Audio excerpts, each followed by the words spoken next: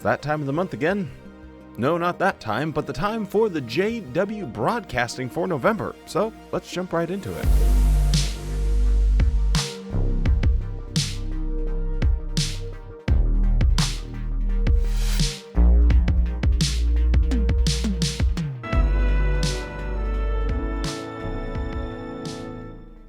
On September 14th, 2024, the 156th class of Gilead graduated.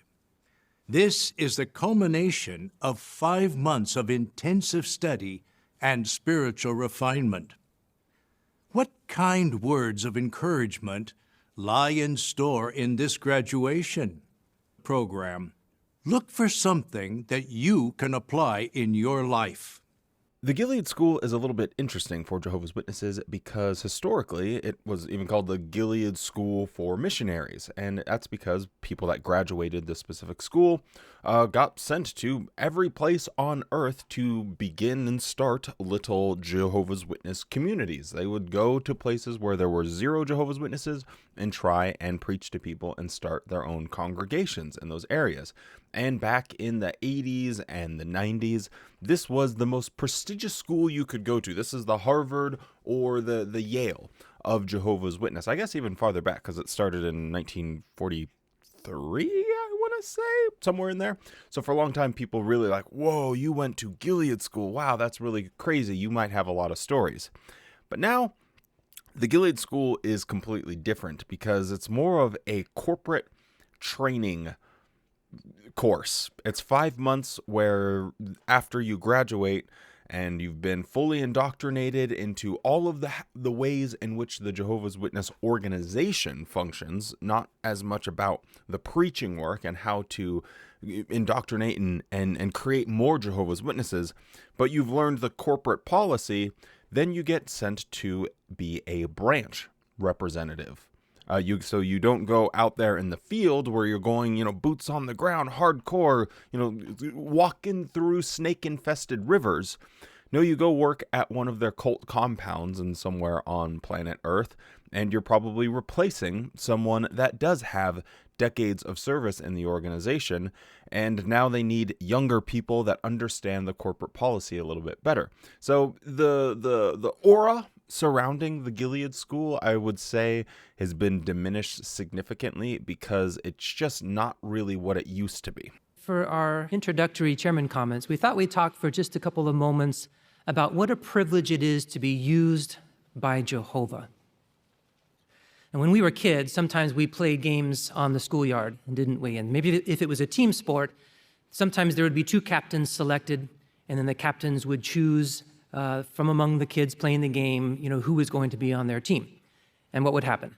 They would pick the best players first, the most skilled, the most talented, and our goal was just not to be picked last. But that's okay. But the point of the illustration is that each captain had in his mind what he valued among those potential players, and then that guided his choices. Well, Jehovah has a work to do, and he uses us humans to do an important part of it. But who will Jehovah choose to use in his service? What does he value? What kind of people is Jehovah pleased to use to do his work? Yes, we're happy to be used by Jehovah. And conveniently, you don't get any information directly from Jehovah, so you just have to take the governing body's word for it. So essentially what he's saying is, you should be happy to be a fleshlight of the governing body. If that doesn't make you feel disgusting, then hey, I don't know what kind of standards you have, but it gives me the ick feeling. With all of that aside, I just wanted to explain this term that they're using because it's such a Jehovah's Witness thing, and it would be really hard to understand if you've never grown up in the Jehovah's Witness world. And that is when he says use. We're happy to be used by Jehovah, because normally you hear a normal person hears that and they're like, what do you mean you're just going to use people?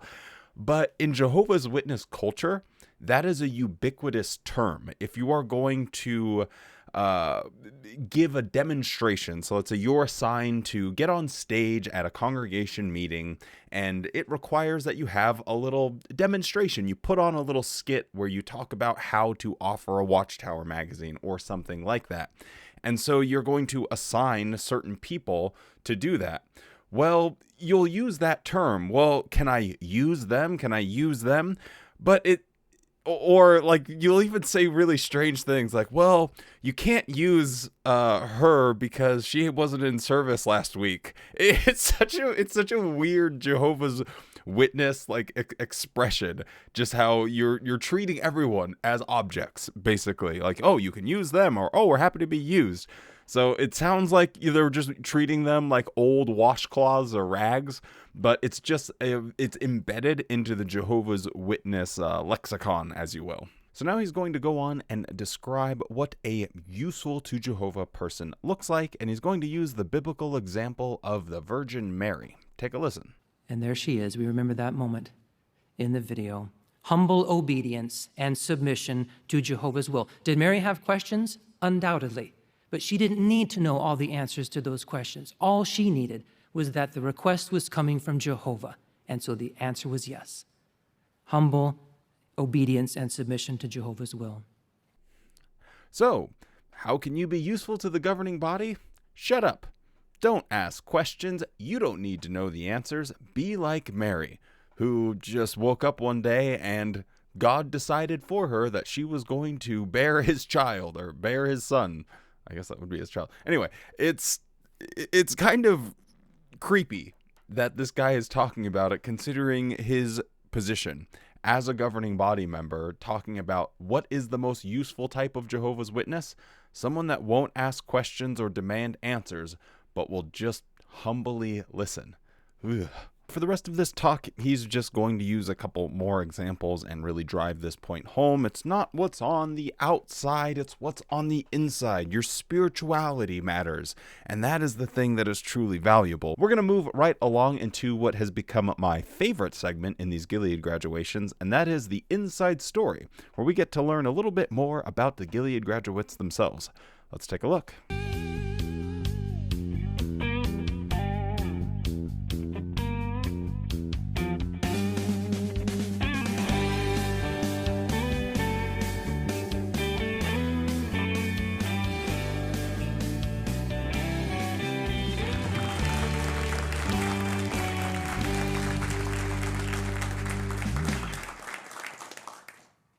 Welcome to this edition of the Inside Story. Today, we will get to know 6 of the 48 students representing the 156th class of Gilead. Wait a minute! Who are you? You thought you were getting the inside story of these people? Well, first off, you're getting my inside story, because I got a whopper for you. The first thing I noticed when they show these people here is their footwear, and that one of them has colored shoelaces. Now this opens up a memory of mine. I know I've talked about it on the channel before, but it's probably been years, so I'll tell this story again. But colored shoelaces created this international incident with clown cars driving around. It was like the United States elections. It was just absolute pandemonium because I chose to wear colored shoelaces. So I didn't have a great reputation off the bat when it came to the special Metropolitan witnessing program, because when I went for my training on how to stand next to a cart for 8 hours without talking to anyone, I wore a jacket that had not like just pockets here, but they had pockets here on boob pockets, right? And because of this, I was pulled aside and told I was not allowed to stand next to a cart for training purposes and talk to nobody because I had pockets right here on my jacket. Get your noodle around that when you really want to dive inside. What is it like being a Jehovah's Witness? The amount of pockets that your sartorial splendor contains is of utmost importance to them.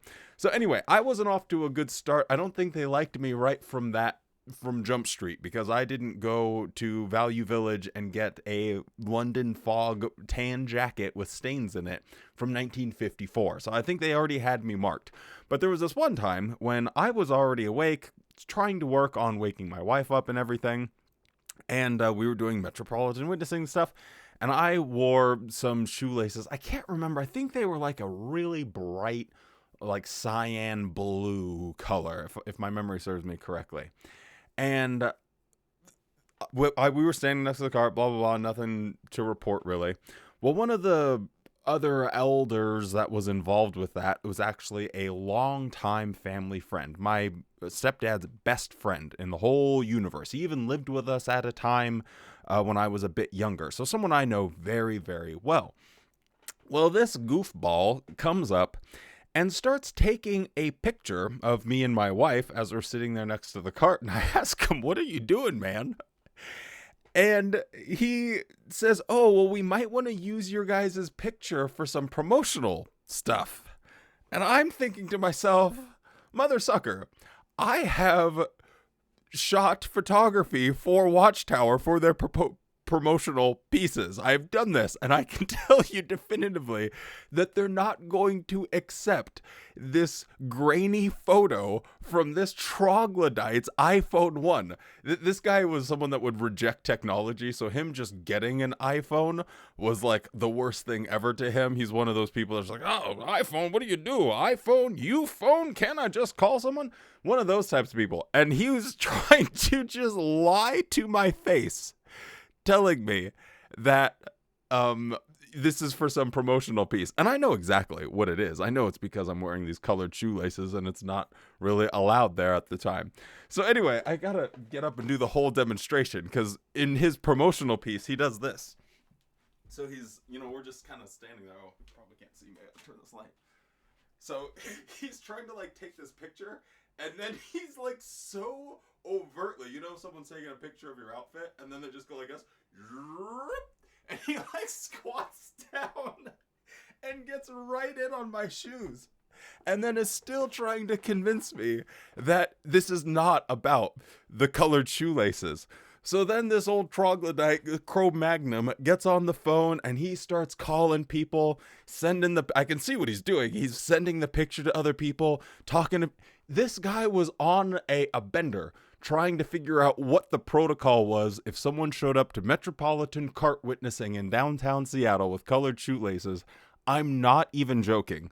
For like 45 minutes straight, he was on the phone after he took these stupid pictures. And I can't remember. I think we even got sent home early, if I remember correctly. It's been so long. Anyway, it doesn't really matter. But it was the craziest experience, because I was already like awake at the time and just kind of going through the motions, trying to get my wife awake. And I'm just watching this absolute circus. And it fully settles in my mind how incredibly stupid being a Jehovah's Witness is. And I know that might sound harsh or mean, and I've been trying on the channel to be a little bit more appealing to people that might be just waking up. But I gotta be honest with you, it's things like this that just make me think, like, how on earth are you a Jehovah's Witness? You have a governing body member telling you that he's going to use you however he sees fit. And then they're going to lambaste you and go on this mission, this witch hunt, if you decide to wear colored shoelaces. And a couple of years later, they'll just change the rules. You know what? Colored shoelaces, not that big of a deal, as it turns out. I think it's hilarious that they have someone with colored shoelaces on this broadcast, because I'm hoping that the people that were offended by me wearing that are still offended. That is the best case scenario. If they are just sitting down watching the JW broadcast and they're just writing letters back or text back and forth to they're old people, so they're probably going to be writing letters and just getting mad like, "Oh, I can't believe I was so offended. This guy had blue shoelaces. How could you allow someone with blue shoelaces on the broadcast?" Anyway, I just had to tell that little story. So anyway, let's get into this inside story. Yes. I understand that you were baptized at 10 years of age. Yeah. Can you tell us about what your father did to help you make spiritual progress at such a young age? Well, my father was very creative. Explain. For example, as a family, we enjoyed playing a game named Bible Golf. Okay. It's a simple game. So the winner is whoever can open to a specific Bible verse in the fewest attempt. So if I can open the verse in the first attempt, it's a hole in one. All right. And 3 attempts, it's a birdie. Something like this. And another game I can still remember is Jehovah's Witnesses Game of Life, which is a board game with 2 circles on it, and you can start from outside circle, which represents non-witness life. Non-witness life. Okay. And if you progress properly, Bible study and dedication, assembly, or convention, then you can enter into inner circle, which represent witness life. But there is a time limit called Armageddon. So when the alarm goes off, you can enter into paradise if you are in the inner circle. And it's so much fun because there are also stumbling blocks along the way. Okay. And your father came up with this game. Yes. Wow. Obviously, he was very creative. Wow. This is a perfect example to show people of what it's like growing up as a Jehovah's Witness and that pressure that is put upon you at such a young age. Because I know he's describing, oh, we used to play this game of life and you had to stay inside the circle or else you'd die at Armageddon. But this isn't like playing Mario, or this isn't like playing the actual board game, the game of life, where it's like, oh, let's see what happens if maybe I'll go to college this time. Maybe I'll get a big house. Maybe I won't go to college. Maybe I'll have kids. Maybe I'll have pets. This is, no, we're going to play this game, but this is the reality of how your life is going to turn out. So now imagine that you're sitting down to play the game of life with your family. And yet, whatever that decisions that child makes during that board game are going to stick with them for the rest of their life. That is going to happen to you. You will have 4 children. You will live in this dilapidated house. You will be this. You will like this. The pressure that is put on children in this type of situation, because it's not a game that they're playing. They are being told that this is the life. This is what is going to happen. And if you don't stay within the inner circle, sounds so culty, you will be killed at Armageddon. And I think it would be good to bring up one of the arguments that the Jehovah's Witnesses made during the Norwegian court case, because they like to say that they don't exercise any negative social control. So let's just read a little paragraph about some of the arguments that they were making. It has also been disregarded from important aspects related to the baptism practices of Jehovah's Witnesses. Although there is no lower age limit for when children can be baptized, there is a requirement of maturity. Remember, this kid was 10 years old. How many 10-year-olds would you say are mature enough to make a life or death decision? This means that very few children can be excluded. Exclusion is a serious matter, and opting out can lead to isolation and loss of relationships. However, it has not been proven that there are action patterns among Jehovah's Witnesses that give reason to conclude that baptized or unbaptized children are exposed to psychological violence or negative social control, or that free expression is prevented. If individuals have experienced something that goes beyond the teachings of Jehovah's Witnesses, that is not relevant to the question of the religious community's registration and right to grants. What Watchtower basically argues is that, hey, I don't know what Jehovah's Witnesses out there are doing, but if they go beyond the teachings, we can't help that. You can't hold our feet to the fire if some crazy Jehovah's Witness wants to exercise this psychological violence or negative social control. And then they'll turn around and put this on the broadcast. They will show this to every single Jehovah's Witness around the world and hold this guy up as an example. Wow, look what this guy's dad did. He played these games which are psychological violence. Do this or die. It's not a joke with Jehovah's Witnesses. Growing up in that paradigm, I can tell you, it's not, they're laughing about it now, but deep down, there is nothing funny about it. I've probably said this a million times, but I remember every time there would be dark clouds in the sky, I would like start to shake and sweat and stammer because I thought Armageddon was happening right then and there, and I would think of every single bad thing I had ever said or did or even thought. I would think, oh man, what are all the thought crimes that I've committed? Oh man, there was that girl the other day at the mall and I looked at her boobies. Oh my goodness, I'm going to die at Armageddon because I looked at boobies. And this is what you have to deal with growing up. It is psychological violence. It just is.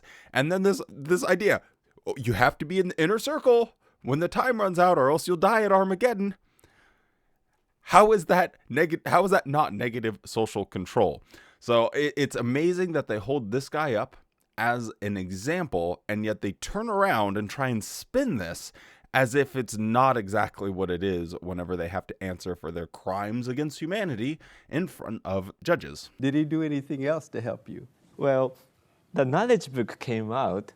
He asked me and my sister if we wanted to get baptized within 6 months.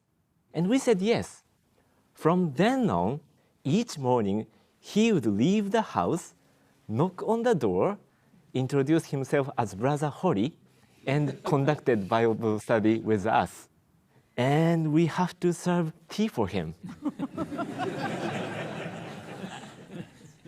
Now I understand he wanted to teach us the Bible study is a serious things in our life. It's unique, but I was able to get baptized within a year. Well, obviously it worked because here you are with us today. Well, once you were baptized, was it always smooth sailing for you, Simon? Honestly, no, not always. As I grew older, I started struggling because I wanted to be exemplary in congregation, but I liked computer very much, so I wanted to be an engineer in an IT company. Big dreams, huh? Yeah. Okay. But eventually, the Timothy drama came out.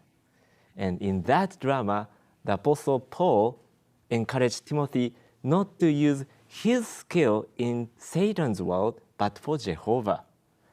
That was the turning point for me. Instead of pursuing secular work, I started pioneering, and then I came to love it. Oh, wise choice. I have a bit of a hot take here, and time will tell. I guess we'll just see what happens. But when I close my eyes and look at the future of what Watchtower becomes, I don't see them sticking so close to this don't get an education, we have to remain separate from Satan's world, all of that nonsense.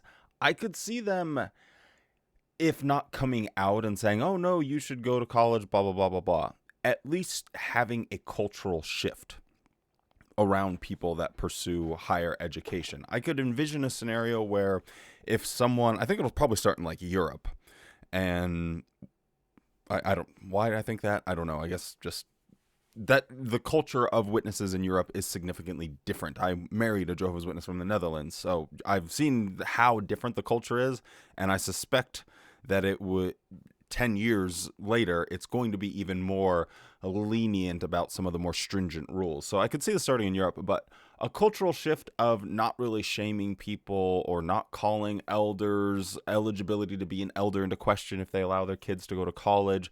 I could see a situation where they kind of move away from this higher education narrative that they've been talking about so much over the course of their history, and trying to use talented individuals more in the organization and allowing Satan's system to train them.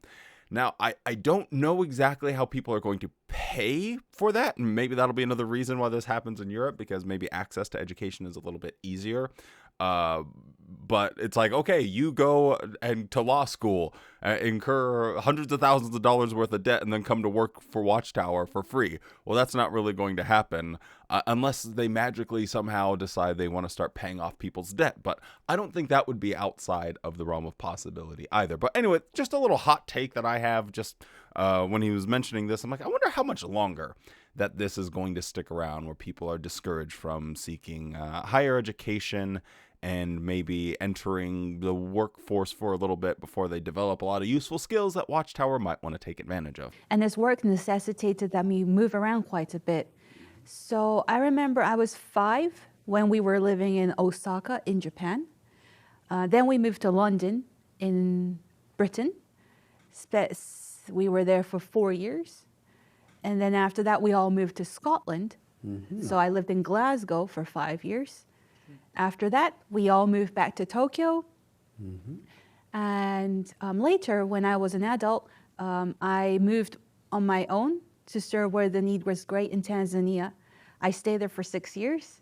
And after that, I moved back, and now we're here. And we're happy to have you. Now, you've got to live in some pretty fascinating places over those years. What did you learn about yourself and culture from living in those places? Well, you know, when I was young, I honestly didn't really appreciate it.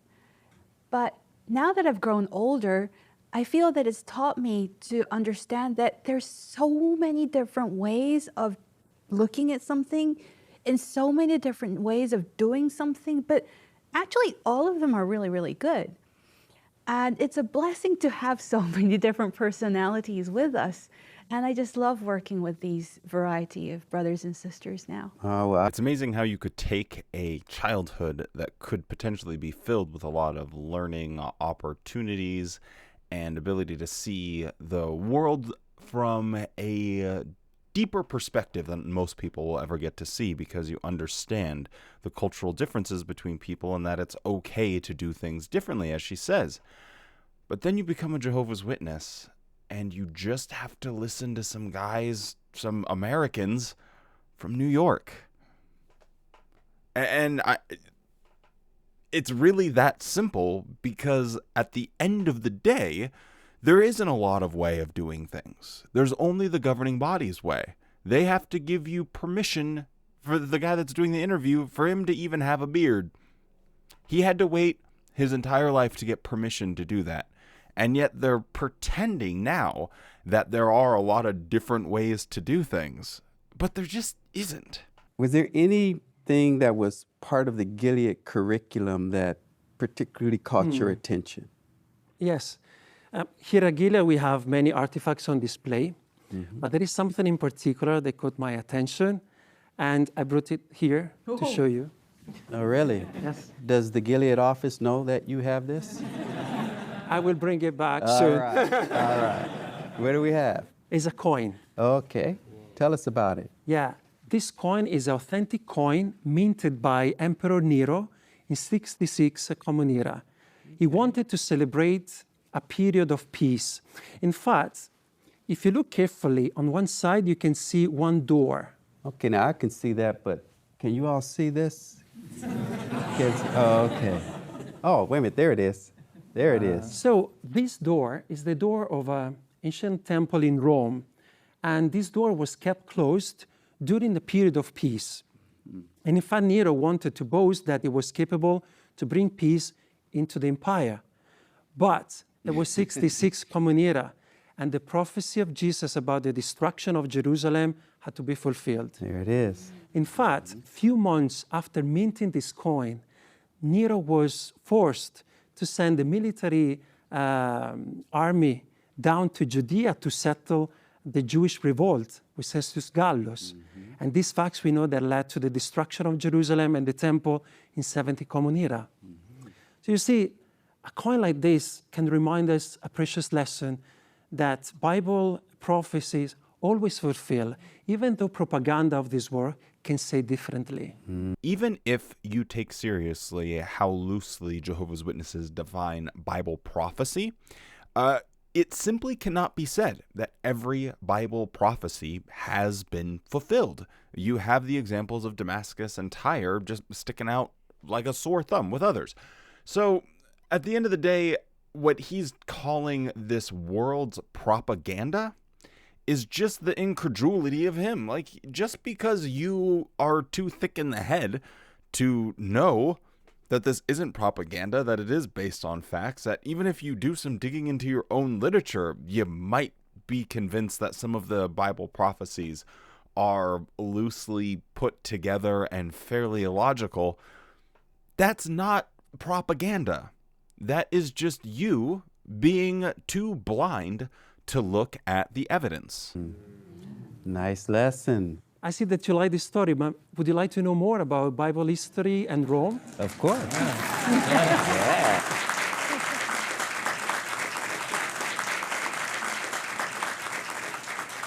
I have a short video to watch together. Let's see it. Visiting some of the archaeological sites of Italy can help us to imagine what life was like for the early Christians.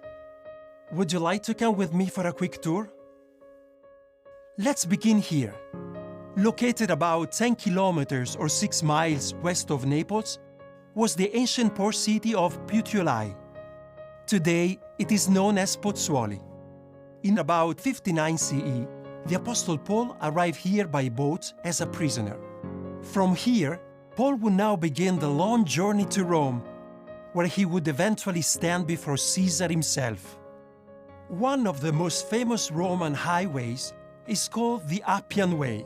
It averages 6 meters or 20 feet in width and was paved with large lava blocks.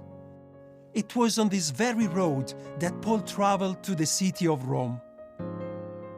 Along the way, Paul eventually came to a busy trading center known as the Marketplace of Appius. And a little further north was a rest area, like an inn, known as the Three Taverns. Having heard about Paul coming, Christians from Rome organized a group of brothers to meet the apostle at both of these stops. Acts 28:15 tells us that, upon seeing them, Paul thanked God and took courage. Next, we come to the impressive ruins of Ostia Antica. This was Rome's most important port. It is about 25 kilometers or 16 miles southwest of Rome. We get a glimpse of Roman life back then, with these multi-story apartment buildings known as insulae, along with temples, theaters, thermal baths, and shops. Walking through the old streets, it's easy to imagine our brothers witnessing to the people. Perhaps they stopped to eat at a food shop similar to this one, called Thermopolium, where you could buy bread, wine, roasted meat, cheese, and have some refreshment. Next, we arrive in Rome, where perhaps the most well-known monument stands. Yes, you guessed it, the Colosseum. The mammoth structure was built in the 1st century CE, with a seating capacity estimated to be from 40,000 to 87,000 persons. This was Rome's entertainment center. There were mainly 2 types of games or exhibitions: combat between 2 gladiators and the hunting of wild animals. Criminals were also put to death here. Interestingly, entry to the Colosseum was free. This was part of the policy of the emperors, who offered free entertainment in order to keep the people under control.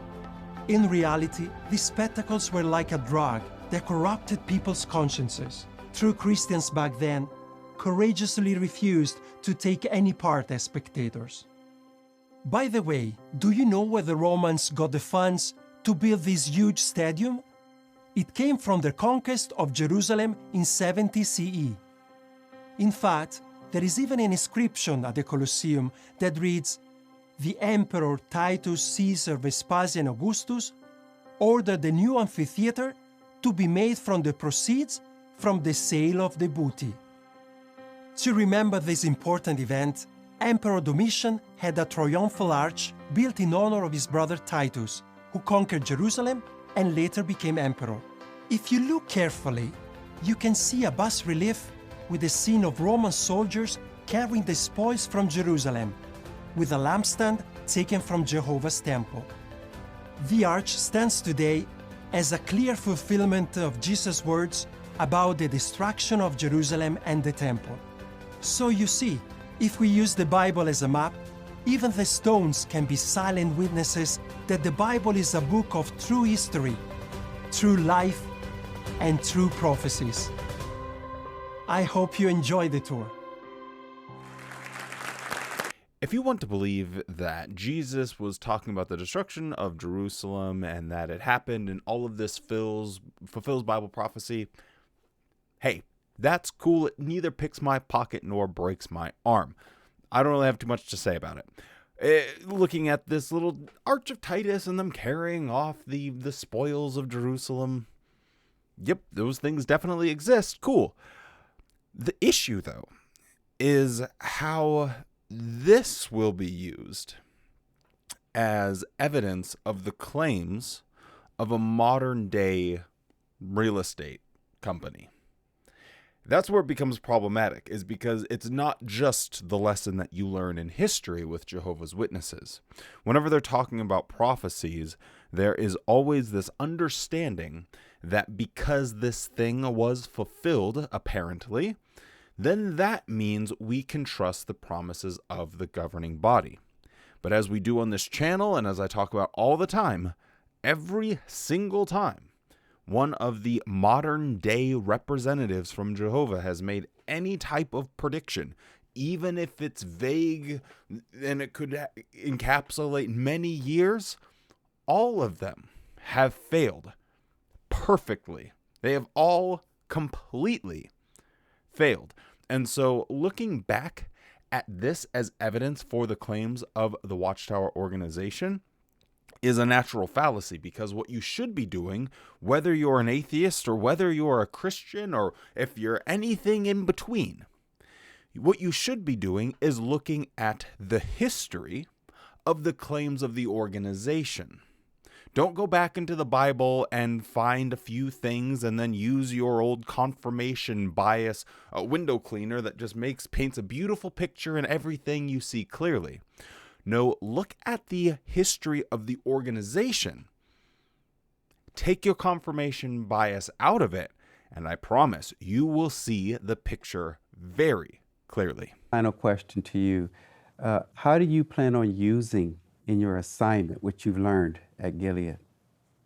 I would tend to steer or guide myself toward guidelines.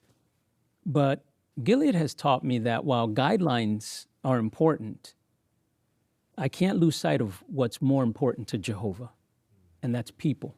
Yes. And Jesus knew that, and he saw that. Therefore, I want to imitate Jesus in my dealings with people.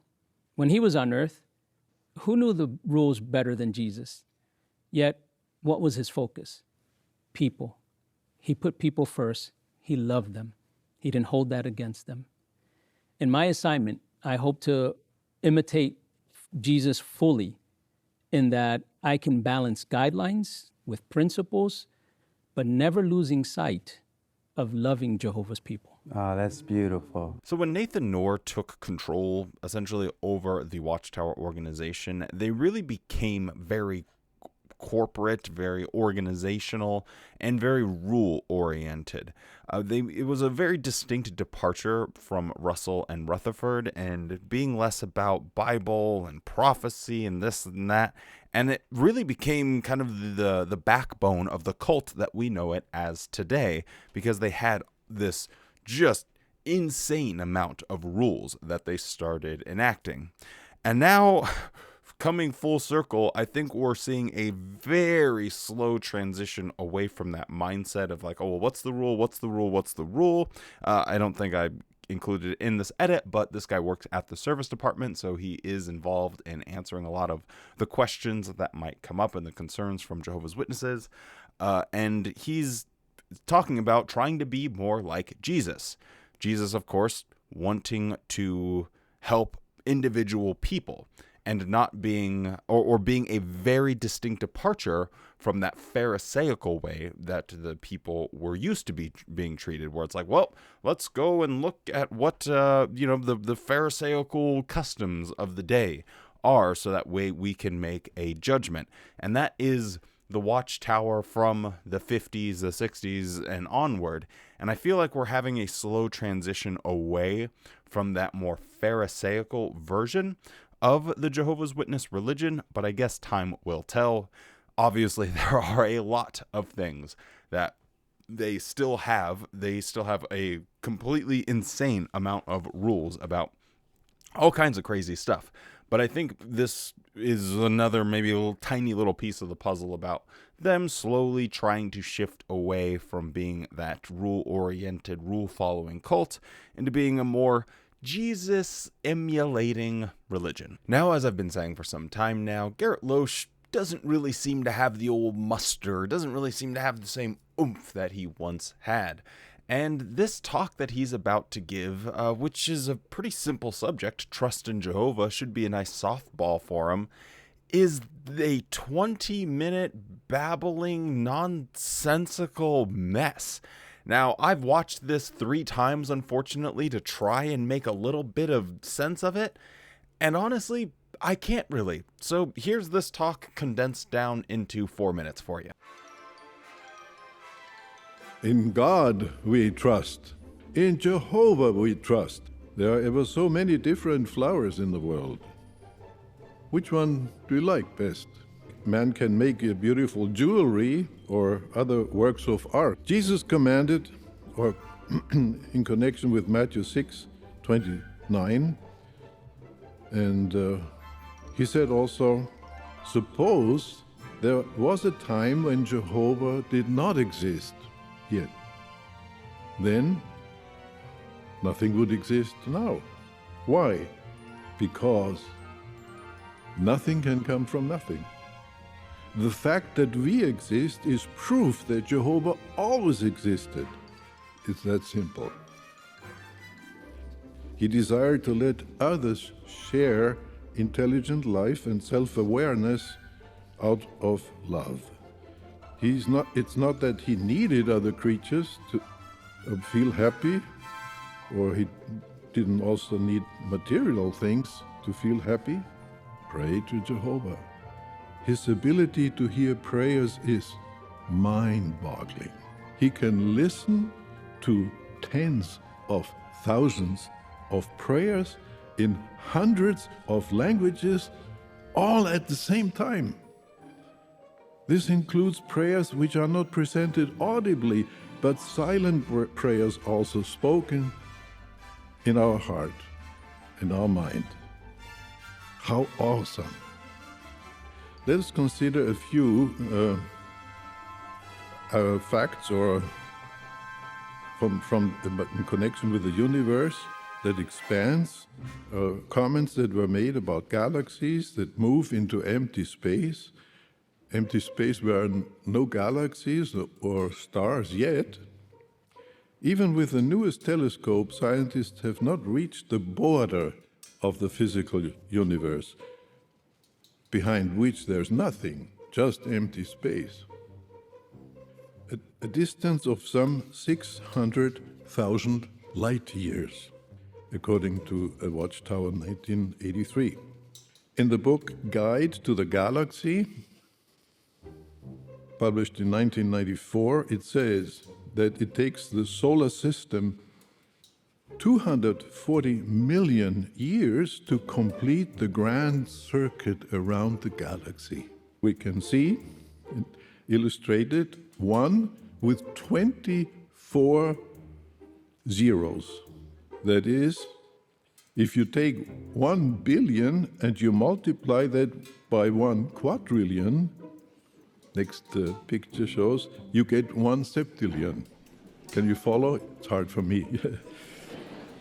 The Watchtower of March 1, 1991 raised the question, quote, where is the source of all the energy represented by the 100,000 million stars in our galaxy? And it's just one galaxy. Why is it good to talk about the universe, since it is so hard to fathom its size? The universe proves that Jehovah is almighty. And this inspires us to trust in his prophecies about putting an end to wickedness, putting an end to the devil, and creating a paradise on earth for all obedient mankind. If I try to count them, they outnumber the grains of sand. When I awake, I'm still with you. So we agree with David that we are created in a wonderful way, very impressive.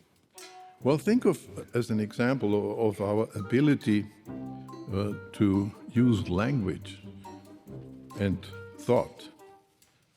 The book, The Physics Fact Book, edited by Glenn Ellard, says, and I quote, weighing around 3 pounds, the brain contains nearly 100 billion neurons. What's that? Nerve cells.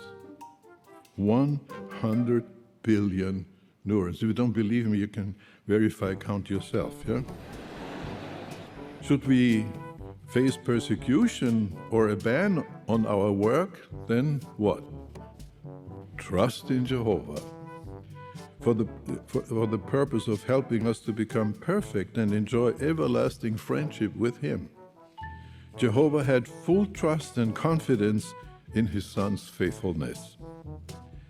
His love moves us to love. Yeah? Love is the perfect bond of union, says Colossians 3:14. Yes, it is the most powerful bond in the universe. Perfect love bonding the Son and the Father together unbreakably. For like reasons, God trusts his organization of servants, knowing that love would hold most of them immovably under test.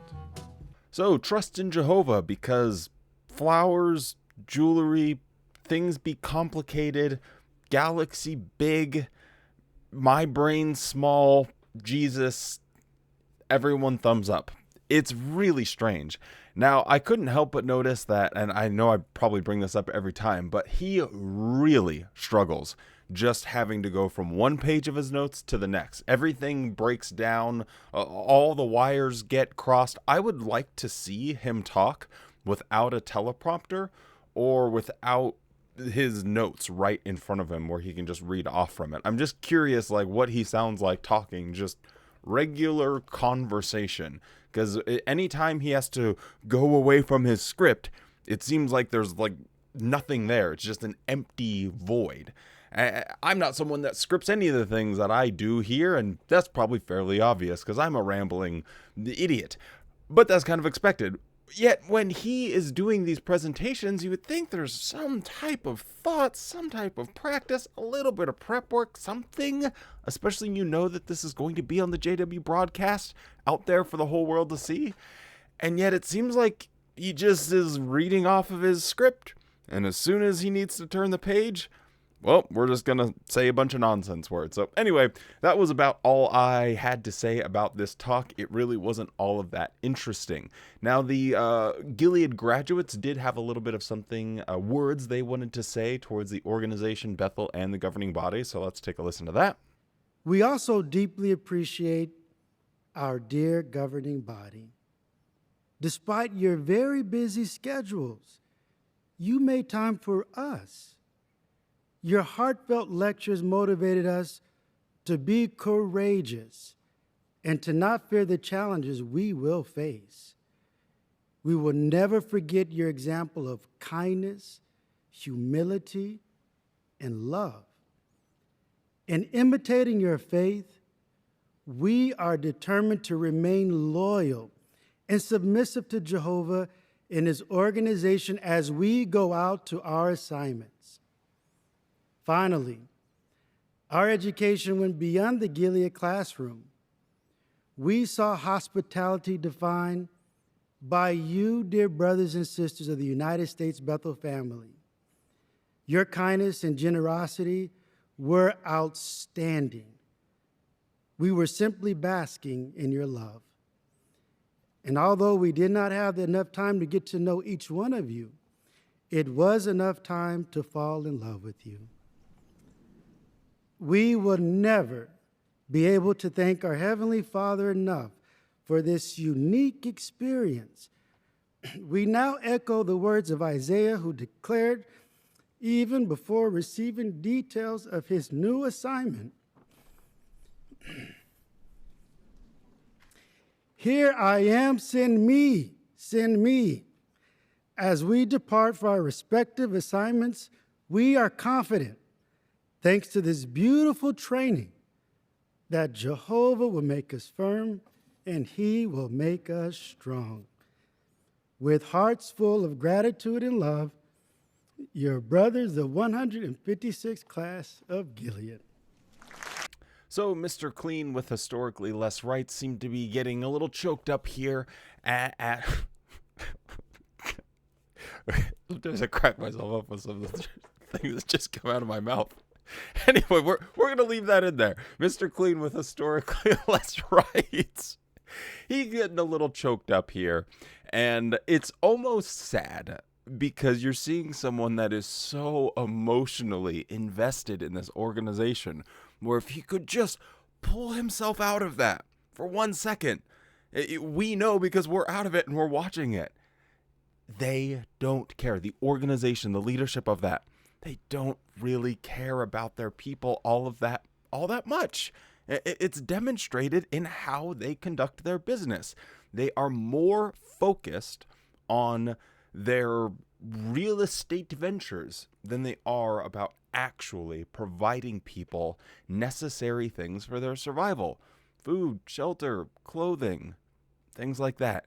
They would rather sit back and say, we'll pray for you, and then turn around and build some $250 million production studio so they can make more Jesus movies. Truly, a astonishing thing this cult has become. But hey, as I was saying, I'm here for it. So that's about all I got for the Gilead graduation. Thank you so much for joining me. This video might be a little bit longer, so sorry about that. And if you're still around, stay safe, be kind, and don't forget to show yourself the same kindness that you showed others. And you better have a good ass day.